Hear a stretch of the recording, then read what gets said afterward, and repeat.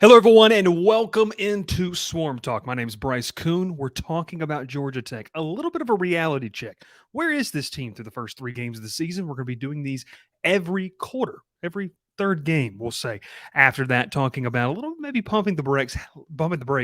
Let's have some perspective. Words are hard. We know that. That and more on today's episode of The Crowded Booth. Pile in here and make yourself feel at home.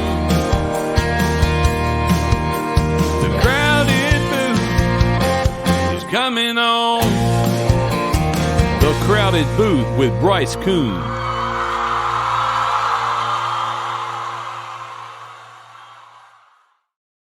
Thanks so much for joining us on a fantastic Tuesday evening as we're talking Georgia Tech and this football program here in 2023. My name is Bryce Koon. If you're brand new to the channel, we welcome you in. Make sure you're subscribed. Make sure you like the video. 37% of you are subscribed. We got to get that number up that are watching the content. We appreciate it. Before we get started, our Georgia Tech sponsor, the one that you want to know about, Fantastic Gear, Section 103. I've got one of the shirts on today's show. It's fantastic. You can use code Crowded Booth for 10% off your first order. You can go get the coach's hoodie, some new NIL opportunities, including a Haynes King player jersey. You're going to want it. It's some fantastic gear. All right, my name is Bryce Koon. Let's rock. Let's talk Georgia Tech football. Through the first three games, we had our reaction show on Saturday evening. We'll be live again Thursday night, 7:30 Central, 8:30 Eastern, to kind of talk about where this program is. But today and tonight, I think that we need to just take a step back in the 30,000-foot view of where this team is. I've got 3 points that I want to make, 3 points in a poem, we'll call it, as we get ready to talk here on a Tuesday evening. Make sure you like the video, subscribe to the channel as well. And if you're listening on podcast or on the radio throughout East Alabama and West Georgia, we appreciate our folks over there at WQEE in Noonan. Let's rock and roll here. Coming into this season, Georgia Tech needed to find an identity. That was part of Brent Key's job of what is this team going to be going forward. The emotional highs of going 4-4 last season weren't going to be enough to propel, maybe for some of the fans, but to propel this team into a bowl game and a winning record here in 2023. But it's not just all about 2023. It's about going forward with a sense of purpose. It's about going forward with a roster you feel good about, with a scheme you feel good about, with folks behind you and with you joined in arms, knowing that this is where we're going to go as a program. I think Georgia Tech is trying to figure that out still 3 games in. But here's kind of some observations that I've made. Went back and watched all 3 games on Monday and into Tuesday morning.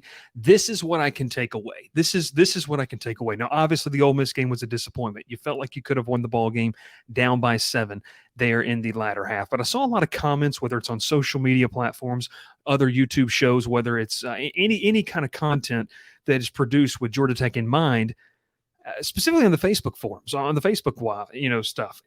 There's a disappointment of how this team has gone off to a 1-2 record. Now, if you remember the predictions that we put in, 1-2 is where I predicted this team right to be. And I think a lot of people, when they take a step back, they go back to July, June. 1-2 wasn't completely out of the question of what this team could be and could go going forward. And I think they look even better than we thought a 1-2 team would look there in the first 3 weeks. Let's start with it right here. The biggest key is that this offense has an identity, ladies and gentlemen. It starts with the man behind center. Over the past 4 years, that has kind of evaded the Georgia Tech offense. And it's been something that they've needed to have to be able to, one, sit there and say, we want to do X, Y, and Z offensively. And we can't do that if we don't have a guy that can run the offense seamlessly. Haynes King has stepped in and done a great job of that. Statistically, one of the best quarterbacks in the ACC. You can sit there and tell yourself, that you'd like other options, or you might, these things, the stats don't lie. That's what Haynes King has done. He has led the offense. You could see on Saturday night on a road game at Ole Miss that he was comfortable in that setting. It was a raucous atmosphere. Credit to the Ole Miss crowd. You didn't have a guy that was rattled in that situation, and that speaks tons for a young team still trying to find their way. Jamal Haynes has been not only a key piece, but I think he's a building block going forward. This is a guy that can make some noise, whether it's in the passing game or in the run game, going forward for you. Evan Dickens has seen a little bit of time as well. Travion Cooley, had a lot of people bashing, saying he had lack of vision against Ole Miss. I think it's more of a fact that, the offensive line struggled a little bit. The defensive line for Ole Miss was probably the best that they faced yet. And sometimes those holes just aren't there. Don't forget what Trey Cooley did in game 1 and game 2. That's something that I think is very interesting. You keep rolling with the offense up until Chase Lane and the foot injury. He was the go-to weapon, it felt like, for Haynes King. But don't doubt what Eric Singleton can be. Singleton's a guy that is another one. He's going to help you now. He's already showing that, but he's going to help you in the future. It's a building block for what you're trying to build here in Atlanta. All of those things being said, it really does appear that the Jackets are entering a situation where it's not just spurts of your seeing of what they could be. It's a little bit more sustainable. Now, they still have to work on offensive consistency. Buster Faulkner's got to continue to get more comfortable with the play calling. Offensive line, I think, is a big key if they want to be able to reach a bowl game this season.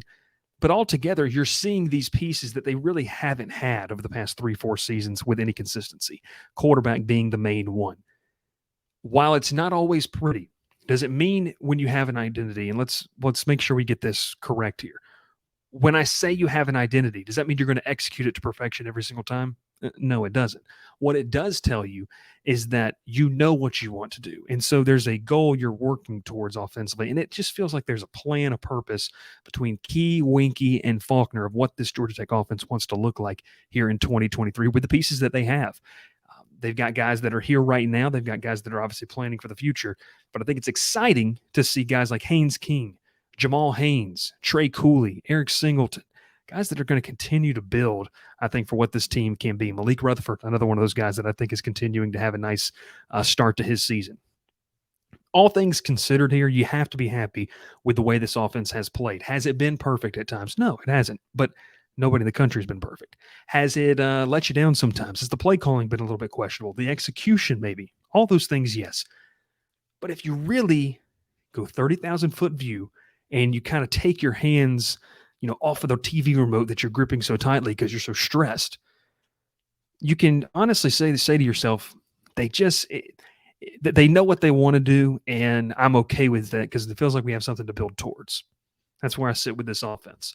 Let's flip it over to the other side of the football, where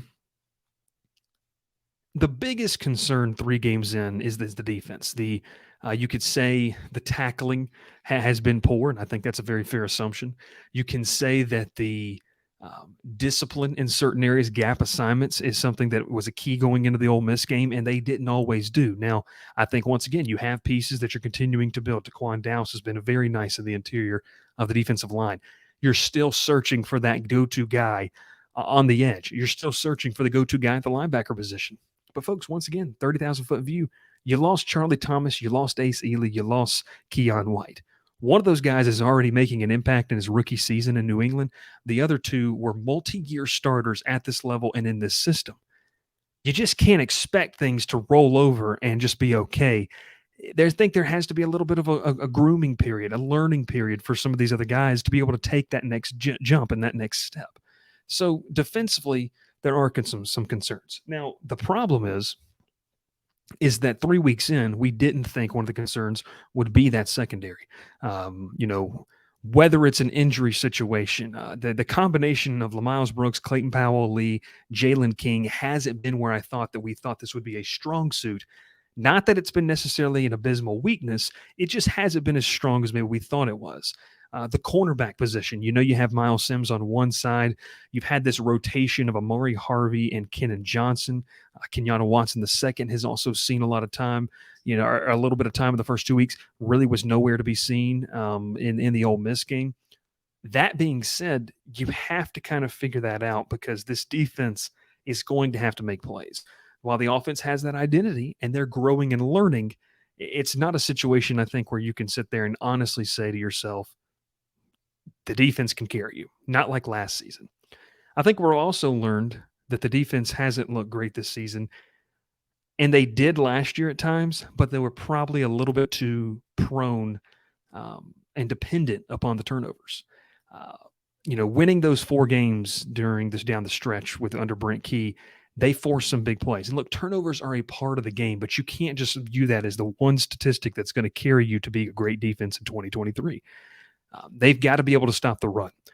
The run sets up the pass. A lot of these teams are going to be playing are going to work off a lot of play action, a lot of zone plays. Wake Forest this weekend, we're going to look at that game as well.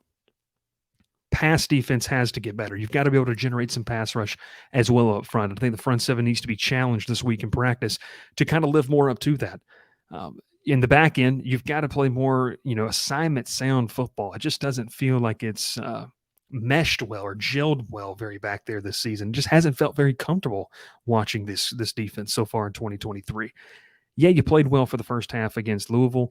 I don't know how much you can take out of the South Carolina State game because they do run that kind of option style and option heavy offense.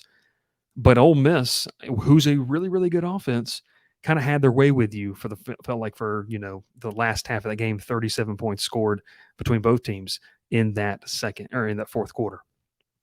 So the question we're going to see is the defense hasn't looked great, but you face three weird kind of unique offenses.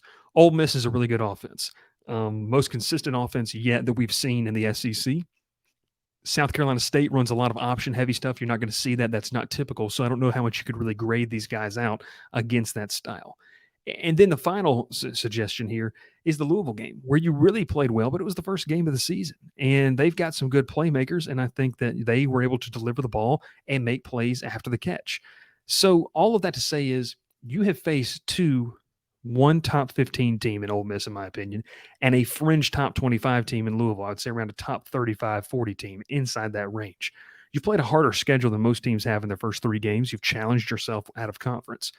That being said, now that you get into ACC play, you're really going to learn more about this defense. Wake Forest has not had a great offensive line so far this season. We're going to talk more about that on Thursday.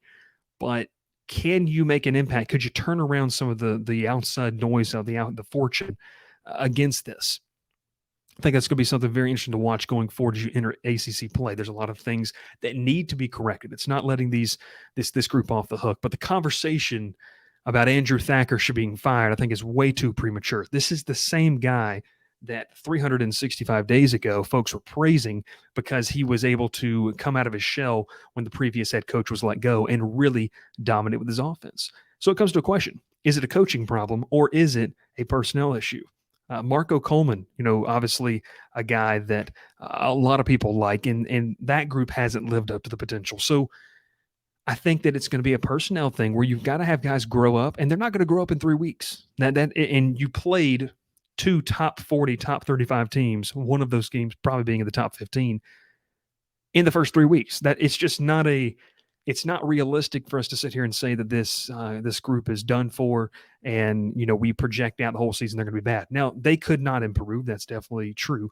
But teams evolve. Teams either evolve or they devolve over the course of a season. They truly may not stay the same the whole course. Now, we'll see what this group ends out of the next couple of weeks. I think, like I said, you're going to learn a lot here against Wake Forest this weekend. That being said, the defense has to improve. Hasn't looked great, but I think that we're going to get a better feel of where this team really is when you start playing Wake Forest. You get into that Miami game, you get into Boston College, some teams where you probably should be better than. If you're still failing in that, that'll be an issue. But the tackling has to improve, no matter if you're playing an option scheme or whatever it is. That's been something that just for me, I got to see better at.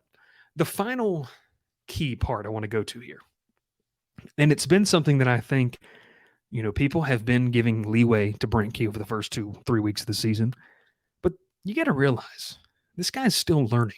He's still learning what it means to be the CEO of a program, what it means to be the head honcho, the head guy. He's going to make mistakes. He's going to get out coached like we saw in the Louisville game. He's going to get out schemed. It's just part of taking your lumps as a young head coach. Very few of the elite head coaches in college football just started off with a bang. So I think that as we kind of lean back and learn, I like that. You lean and learn. You have to understand that Busner Faulkner kind of still getting his feet wet into the play calling atmosphere. Andrew Thacker, really the reins are off this season. So what can he do over the course of a full year? Brent Key is going to be learning, just how to go through the processes and not being able to use the emotional high of you're down and out and everyone's counted you out. Because I truly do believe that there is a growing respect for what Georgia Tech is building in Atlanta outside of the Georgia Tech fan base. I've had, Georgia fans come up to me and say, "Hey, look, that's a much improved football team. Like they're not a cellar dweller anymore." Ole Miss fans were very complimentary on the YouTube channel after the game with a pregame show we did and the postgame show. I'm like, "Hey, look, that's a way better team than we watched play last year." So you can take those and be proud of them, but you can also be disappointed you didn't win that game in Oxford, and that's completely okay. I just want to pump the brakes on some of the aspects of, well, we were supposed to. You're not really supposed to do anything. Vegas didn't really think you would do anything this season. So while the results, and we'll end it with this, while the results haven't been there, I encourage you once again to be process-oriented with this program. It's going to be a process. You're going to take your lumps. You're going to have your frustrating losses. But this is really what team building, what program building is all about. Building for something in the future that can be sustainable. And it takes the nicks, the cuts, the scars that you're going to get in the opening couple of weeks of this. And so 3 weeks in, I think that this team is 1-2, but it feels like a very, very different type of 1-2 comparable to years prior. And I think we can all rest in that. We can all rest in the fact that there's a vested interest in watching games, in the third and fourth quarter against premier opponents like there was this past weekend at Ole Miss.